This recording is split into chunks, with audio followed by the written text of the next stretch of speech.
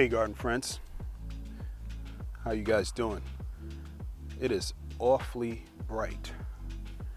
Test, test, 1, 2, 3, test, 1, 2, 3.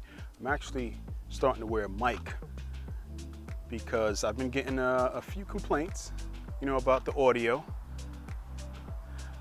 Hopefully this is coming up good, but what we're doing today is this center bed behind me that has the two Crape Myrtles, okay, Legostromia indicas. That bed has given me a lot of issues since I've been here. Crape Myrtles, their root zones are relatively high, relatively shallow, okay? So as you guys know, I have boxwoods, 1, 2, 3, 4, 5, 6, 7 boxwoods, okay, in this center bed. And they do miserably. They're stressed. I believe they're competing with the roots for the Crape Myrtles. Boxwoods, they do take full sun. However, they would rather part sun conditions.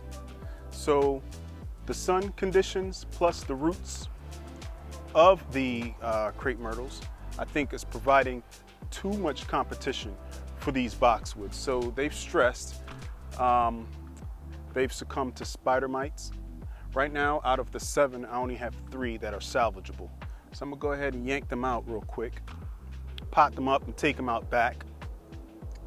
And the other 4, I'll just toss, all right?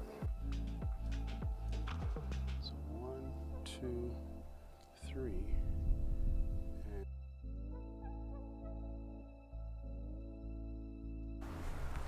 I can see the webbing on these branches of this this boxwood, the spider mite webbing. All right, so right here you can see a lot of webbing. Let's get a little closer. So hopefully this camera can focus. You guys see the webs. All right, and all the leaves are very pale, washed out, almost freckled. Almost freckled. There's some webbing there as well on this section. And you can see the discoloration on the leaves. So that's clearly spider mites. And what happens is it sucks the juices out of the plant, literally. And so this entire portion right here has died. Now this plant is still alive, but in my opinion, it's too far gone to save. So I'm gonna toss it. Whatever I put here has got to be compatible with a Crape Myrtle and its root system. But this right here, I'm gonna salvage this, salvage that one, and that third one over there.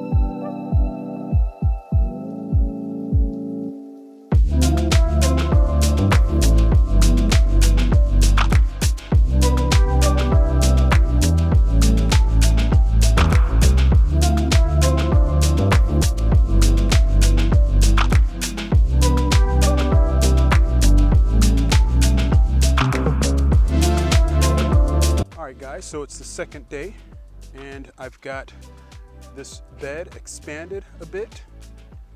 I'll show you the dimensions. Hello. All right, so on each end, I bumped it out about 2 extra feet. Towards the center, I probably added an extra 1.5 foot. So I widened it out. So from back to front, we're talking 1, 2, 6, 7, 8. So roughly 8 feet wide on the ends.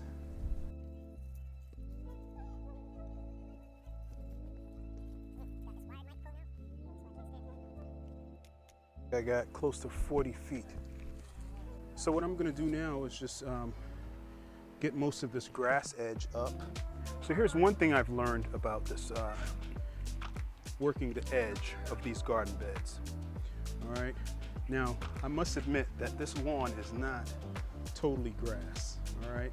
It's a lot of weeds packed in, specifically Bermuda grass. And what I've been doing in the past is using the half moon edger and then flicking that vegetation into the bed, covering it up, using sheet mulching methods.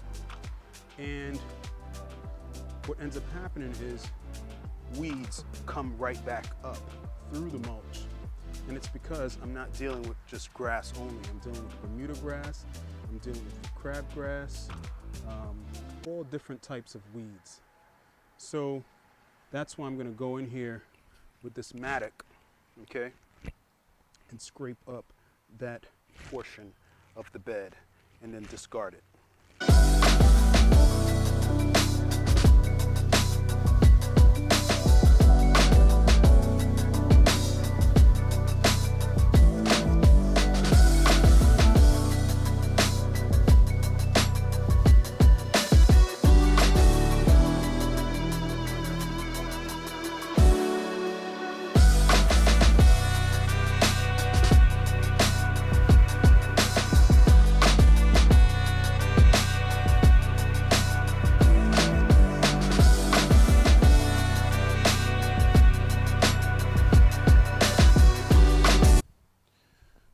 This is no joke.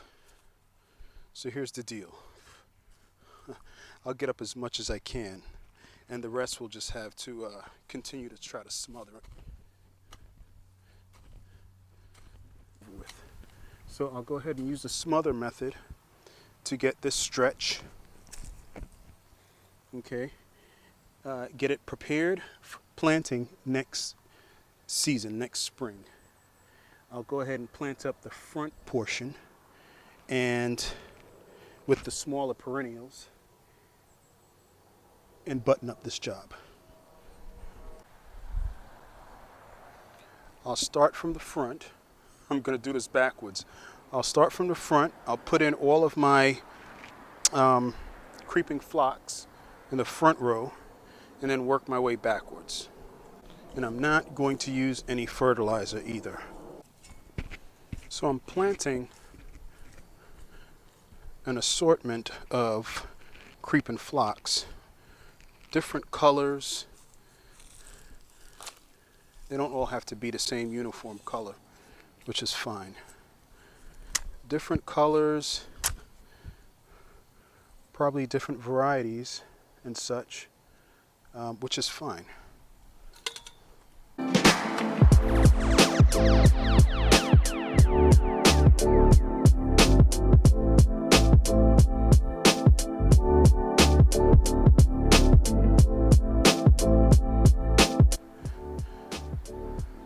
It's really tempting to go ahead and fill in everything when you first plant. But I got to keep in mind that these perennials get pretty large.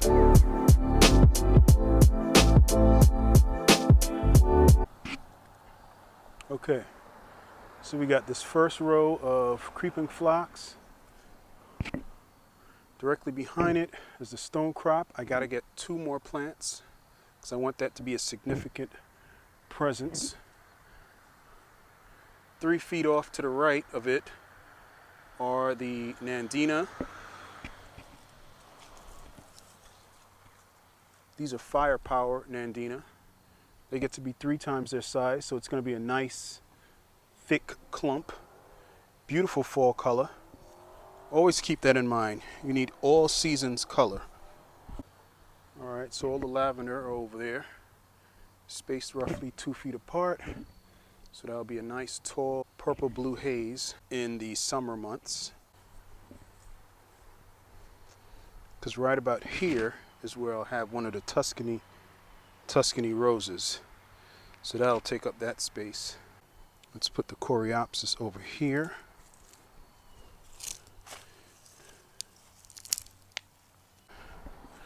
So you'll have that contrast of the bluish purple of the lavender and yellow, the bright yellow of the coreopsis.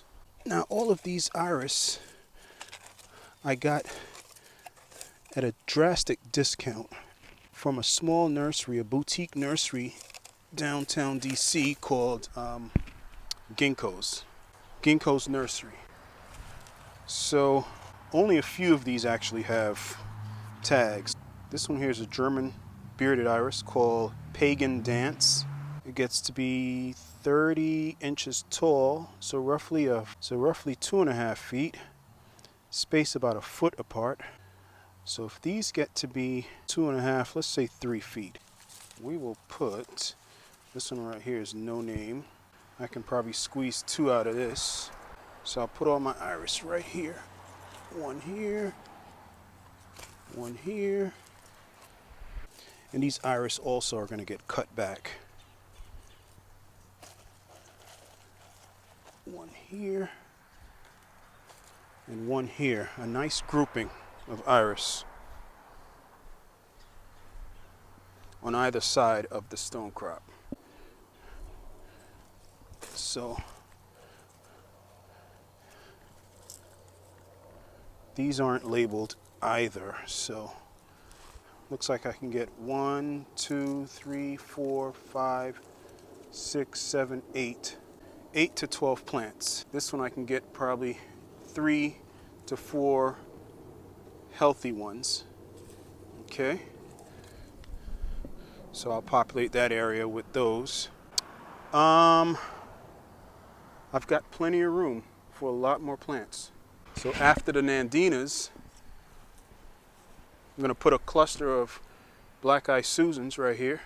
And when I get the Lady of Shallot rose, it'll go right here somewhere in this vicinity.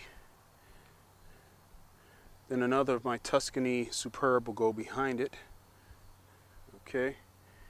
And then we'll just have to push things around once those roses get here.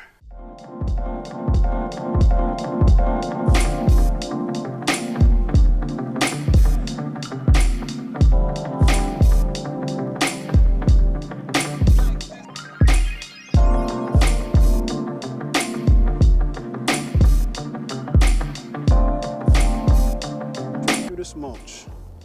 Yep. This is that Bermuda grass coming directly underneath the mulch.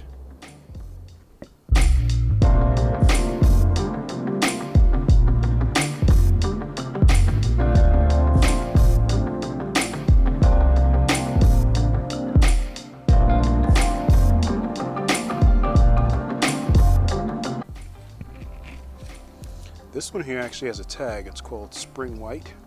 4 to 6 inches tall, well-drained soil, moist, sun, part shade. Zones 2 to 9.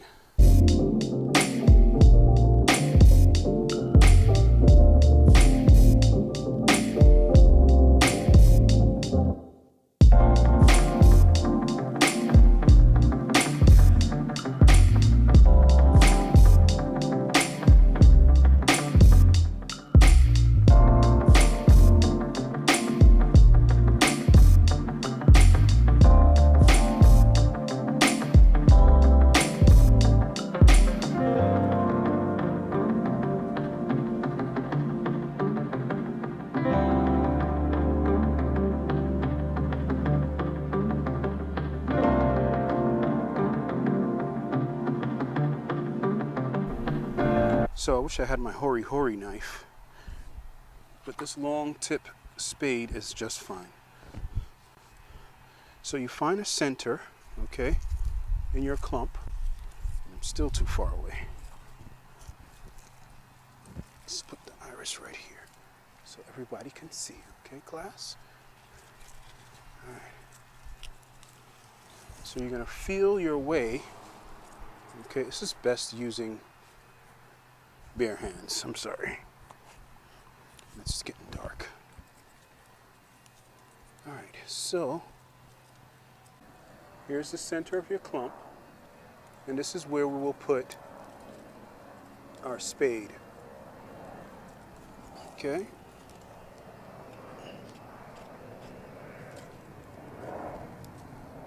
Actually, you know what? This clump is soft enough that I can use my hands to separate. Look at that.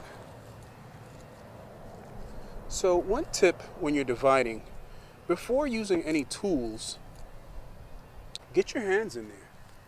Get your hands in there and see what you could actually do with your hands. Look at that. Here's a plant. Okay? One.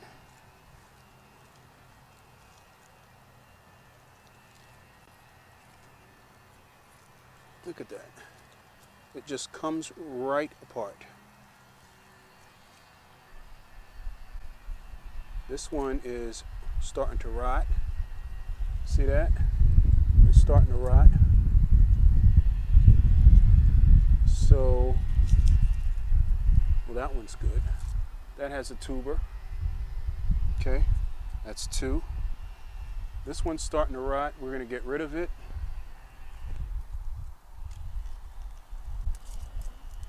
We have three. We have four. Now, some more experienced gardeners, or gardeners that have huge swaths of iris plants, will probably look at this and be like, please. This one right here. This one right here is rotting. We're going to toss it. Here's five. This small one is six.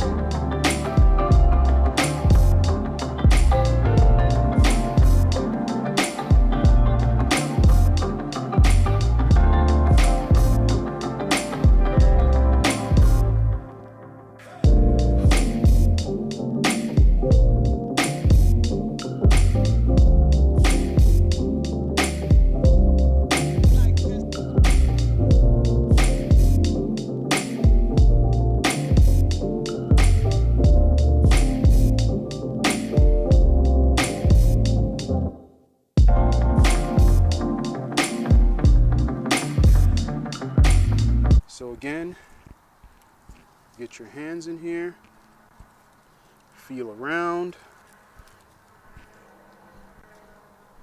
feel where you have gaps, where you can stick your fingers in, and create a division. Okay? And if need be, add a little bit of tugging. Okay. All right, there you go.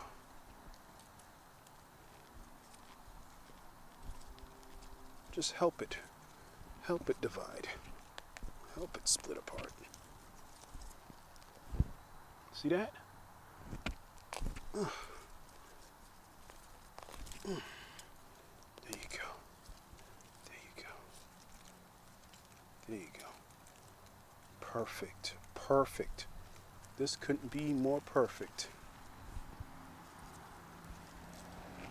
So actually I got 3 right here, but I'm only going to do 2. I'm going to do 2 right here, right down the center, because that third one may end up being sacrificed. Yeah, that's fine. It'll piggyback with mama.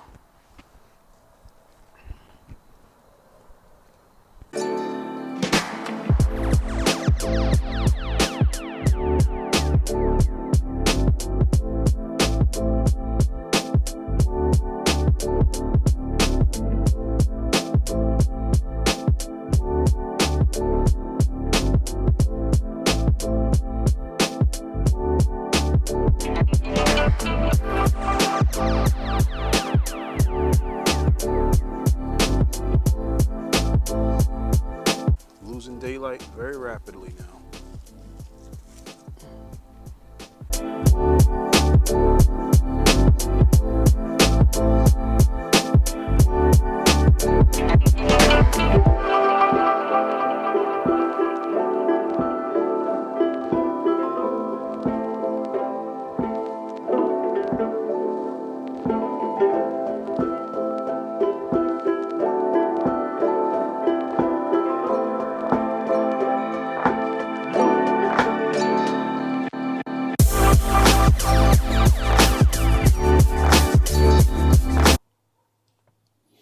All right, so we're going to go up in here and snag a few of these coneflower seedlings that's popped up all summer long. That's the good thing about this plant. It's the gift that keeps on giving. Until you finally run out of space on your property, you don't want any more coneflower. That's the only thing. So I've got a couple of the regular echinaceas, and I'm also going to pull out some of these powwow whites. So hopefully we'll create some cohesion with the species. Okay, just different types. All right, so let's grab a few more.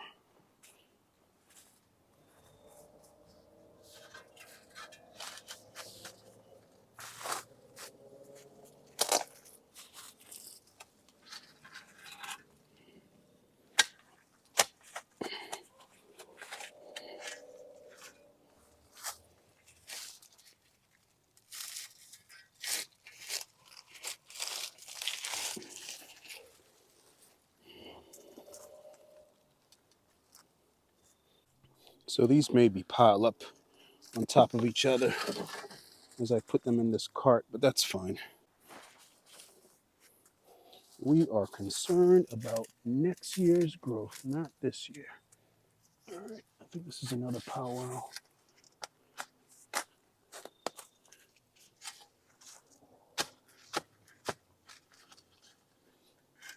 Okay.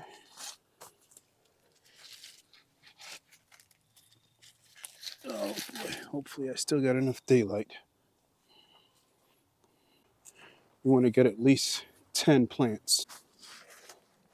Put 5 on each side of the bed.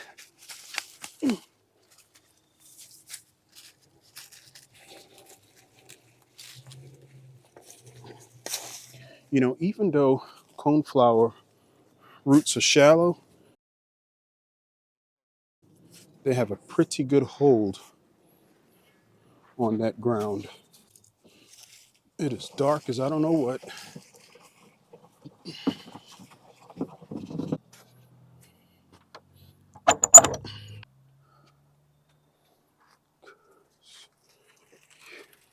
We'll sort it out as to what I got when I get up front.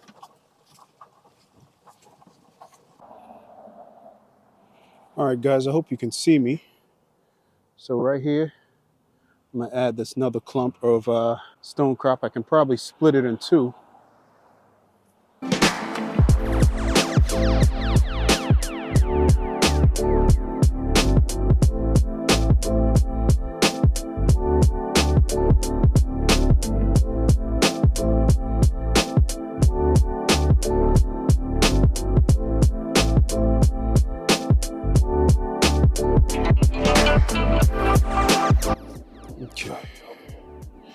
I'm going to run on the other side and see how this looks. All right.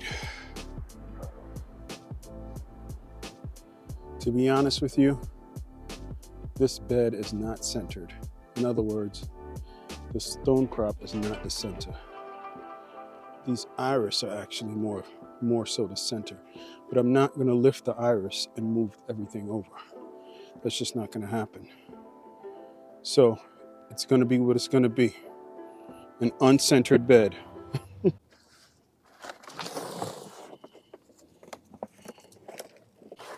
All right, so what we're going to do now is split this stone crop. Split it in two. Yeah. We're just going to simply split this in two.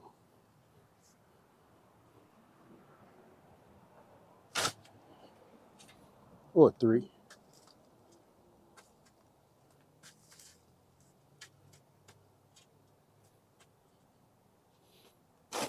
Which is even better.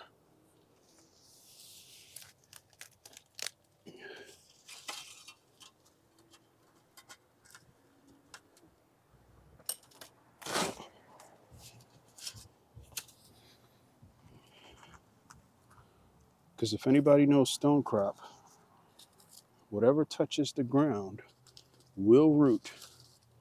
Better believe it. All right, guys, so I'm back. I'm back at the plant store on my property. So I just showed you guys. Me yanking out a bunch of coneflower in that area. In this area, I have a bunch of catmint. So I'm going to go ahead and yank up as much as I can, practically all of them, and transfer them to that crepe myrtle bed in the front. Oh, by the way, check out this beautiful rose. Look at that.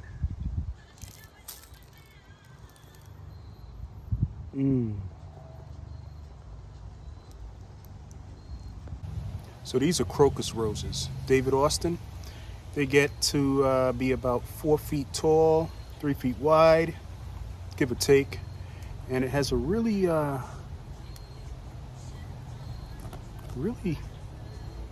powdery smell. Powdery perfume smell. It smells heavenly.